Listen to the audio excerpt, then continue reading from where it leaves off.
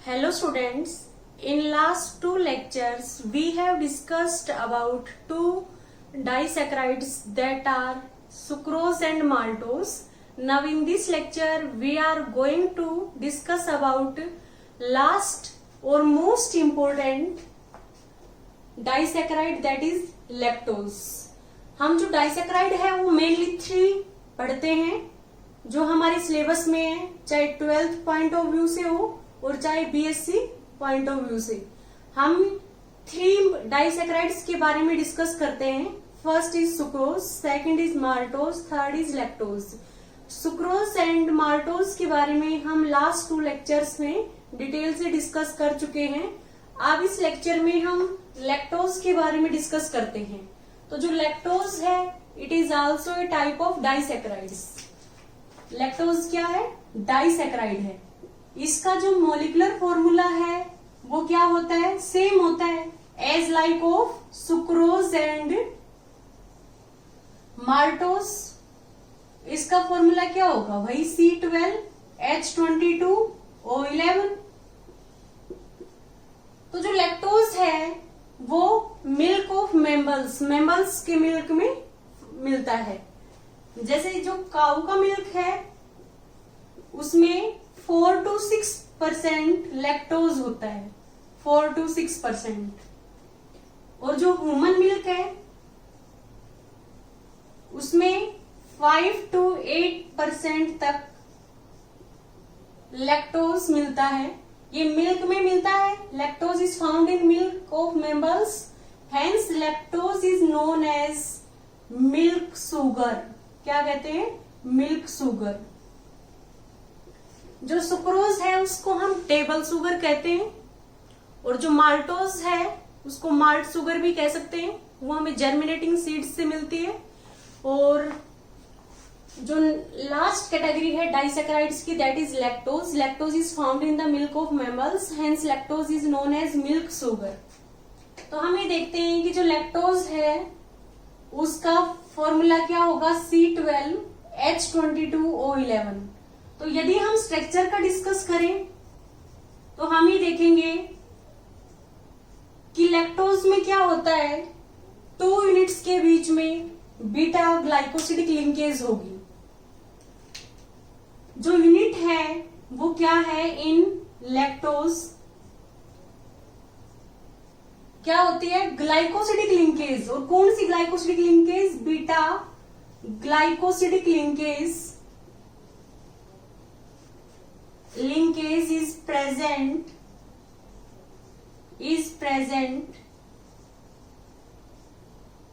in between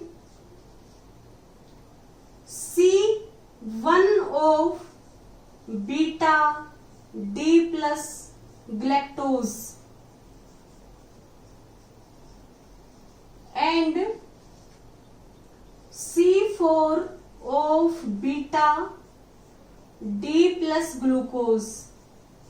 और यहाँ पे ग्लूकोज और ग्लैक्टोज है वो पायरेनोज की फॉर्म में है, तो हम यहाँ पे ग्लूकोपायरेनोज कह सकते हैं। ऐसे यहाँ पे ग्लैक्टो पायरेनोज कह सकते हैं क्योंकि ग्लूकोज और galactose both are present in 6 membered ring that is known as pyranose ring. तो मोस्ट इंपोर्टेंट पॉइंट क्या है कि जो हमारा क्या है लैक्टोज है उसमें क्या होती है? Beta glycosidic linkage. 2 बीटा की मोनोसैकेराइड यूनिट है। हम ये देखते हैं जो बीटा ग्लाइकोसिडिक लिंकेज है वो C1 of beta D plus galactopyranose. Galactose का जो पायरेनोज स्ट्रक्चर है हम ये कह सकते हैं कि बीटा डी प्लस ग्लैक्टोज उसका जो C1 है फर्स्ट कार्बन है वो किसके साथ ग्लाइकोसिडिक लिंकेज में है? जो 4th कार्बन है किसका? बीटा डी प्लस ग्लूकोज का। और दोनों ही ये किस फॉर्म में है? पायरेनोज और 6 मेंबर्ड रिंग की फॉर्म में है। तो हम इसका स्ट्रक्चर देखते हैं। हम ये देखेंगे जो ग्लूकोज है और ग्लैक्टोज में डिफरेंस क्या है। दोनों ही क्या है? हेक्सोजिस है। दोनों ही एल्डो हेक्सोजिस है। दोनों में ही क्या होता है? फर्स्ट कार्बन CHO की फॉर्म में होता है और जो लास्ट कार्बन है वो प्राइमरी एल्कोहलिक फॉर्म में होता है CH2OH3। ये सेम है। ग्लूकोज में हमने पढ़ा है सभी कार्बन पे OH क्या होंगे, राइट हैंड साइड होंगे, except second carbon, sorry except third carbon. Third carbon पे OH क्या होगा, लेफ्ट हैंड साइड होगा। और ग्लूकोज में सभी कार्बन के ऊपर OH है, वो क्या होगा, राइट हैंड साइड होगा। फर्स्ट एल्डिहाइड फॉर्म में है, सेकंड क्या है, सेकेंडरी एल्कोहलिक फॉर्म में है जिसमें OH क्या है, राइट हैंड साइड है। थर्ड में OH लेफ्ट हैंड साइड है, फोर्थ में भी राइट हैंड साइड है, फिफ्थ में भी राइट हैंड साइड है।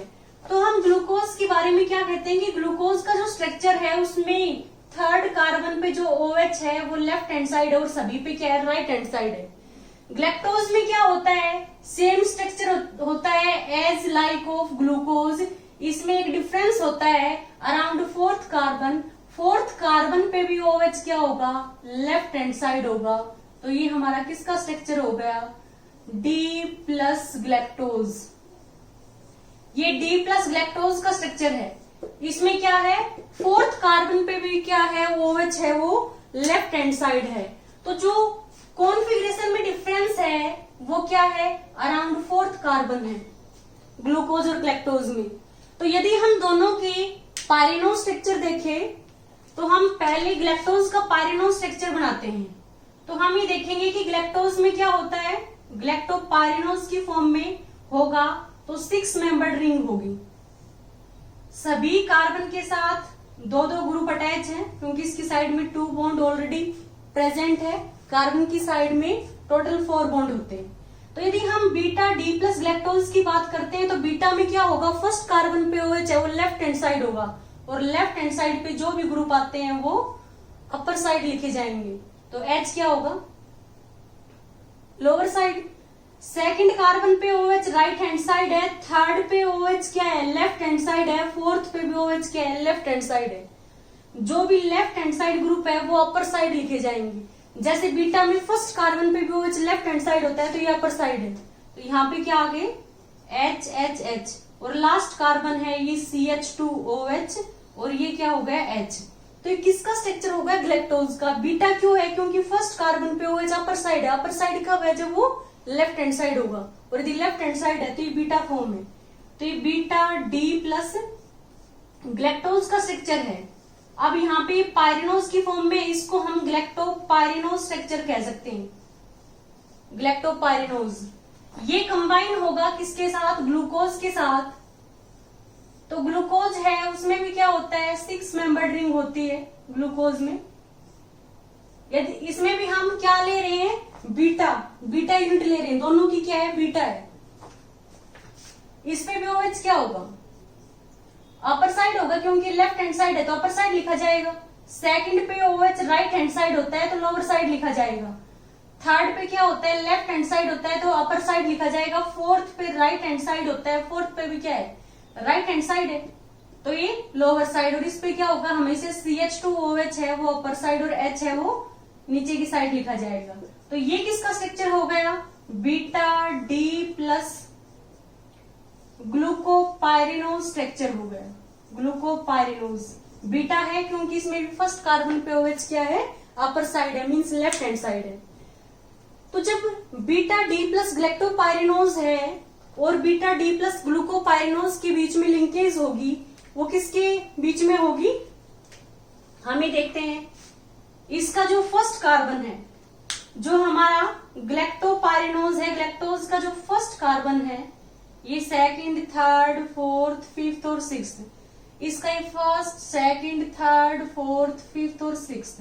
तो हम ही देखते हैं फर्स्ट कार्बन ऑफ ग्लैक्टोज, इसका OH और H वाटर बाहर हो गया। फर्स्ट कार्बन किसका है, ग्लैक्टोज का, और फोर्थ कार्बन है वो किसका है, बीटा D प्लस ग्लूकोज का। तो क्या होगा, इन दोनों के बीच में ग्लाइकोसिडिक लिंकेज आ गई, जिसको हम कैसे दिखाएंगे, इस तरह की लिंकेज होगी। ये क्या है, बीटा D प्लस ग्लैक्टोज और बीटा D प्लस ग्लूकोज के बीच में लिंकेज आ गई, इसको हम ऐसे दिखाएंगे। यहाँ पे भी OH था, इसमें अपर साइड OH था, एक का OH और दूसरे का H, वाटर बाहर हो गया और बीच में क्या आ गई, ऑक्सीजन लिंकेज, इसको हम क्या कहेंगे, ग्लाइकोसिडिक लिंकेज। अब दोनों ही क्या है, बीटा यूनिट्स के बीच में है, ये भी बीटा है और ये भी क्या है, बीटा है, तो इसको हम बीटा ग्लाइकोसिडिक लिंकेज कहेंगे। तो इसको हम क्या कहेंगे, जो ये लिंकेज है in case of lactose, there is linkage between C1 of beta D plus galactose and C4 of beta D plus glucose, this is known as beta glycosidic linkage, beta glycosidic linkage. हम ये देखते हैं, यदि हम इसका name लिखेंगे तो हम कैसे लिखेंगे, जो फर्स्ट है उसका जो ओज हटा के हम क्या लगाएंगे पीछे, OS, तो ठीक है, ई को हटा के YL लगा देंगे और सेकंड का नेम एज सच लिखेंगे। तो हम क्या लिखेंगे इसका नेम, बीटा डी ग्लैक्टोपाइरिनोसाइल, मीन्स जो फर्स्ट का नेम है बीटा डी प्लस ग्लैक्टोपाइरिनोज है, उसका ई हटा के YL पाइरिनोसाइल हो गया और पीछे इसको एज सच अटैच कर देंगे। तो ये beta D plus glucopyranose is the IUPAC name of, ये किसका IUPAC नेम है, ये हम ये कहेंगे किसका नेम है, लैक्टोज का, कि लैक्टोज में बीटा डी प्लस ग्लैक्टोपाइरिनोज था, तो इसका सिर्फ ई हटा के और क्या वर्ड यूज किया है, YL, और साथ में डैश लगा के बीटा डी प्लस ग्लूकोपाइरिनोज ऐड कर दिया। ये इसका नेम है किसका, लैक्टोज का। अब हम यदि प्रॉपर्टीज की डिस्कस करें तो क्या है कि जो लैक्टोज है वो भी 2 फॉर्म में एग्जिस्ट करता है। लैक्टोज है, it is also exist in 2 form. 1 form है उसका जो ऑप्टिकल रोटेशन है वो क्या है, 90 डिग्री है। सेकंड जो फॉर्म है उसका जो ऑप्टिकल रोटेशन है वो 35 डिग्री है। अब हम देखते हैं कि यहाँ पे इसका जो फर्स्ट था वो तो फ्री नहीं है, वो ग्लाइकोसिडिक लिंकेज में आ गया, बट इस कार्बन पे जो ग्लूकोज की यूनिट है उसमें जो फर्स्ट कार्बन पे OH फ्री है, तो ये क्या होगा, इक्विलिब्रियम में एग्जिस्ट कर सकता है, रिंग ओपनिंग होगी और ये इक्विलिब्रियम में एग्जिस्ट करेगा। तो जो इक्विलिब्रियम मिक्सचर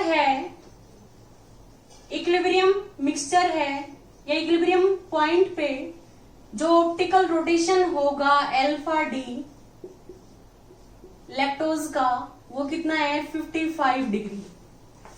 इसी वजह से हम कहते हैं कि ये प्लस में है, तो इसको हम प्लस लैक्टोज भी कहते हैं। प्लस का मीन्स क्या है, dextro rotatory, it rotate plane polarise light towards right, और इसका ऑप्टिकल रोटेशन कितना है, 55 डिग्री। ये 2 आइसोमेरिक फॉर्म में एग्जिस्ट करता है, 1 का ऑप्टिकल रोटेशन 90 डिग्री है, अदर का 35 डिग्री है।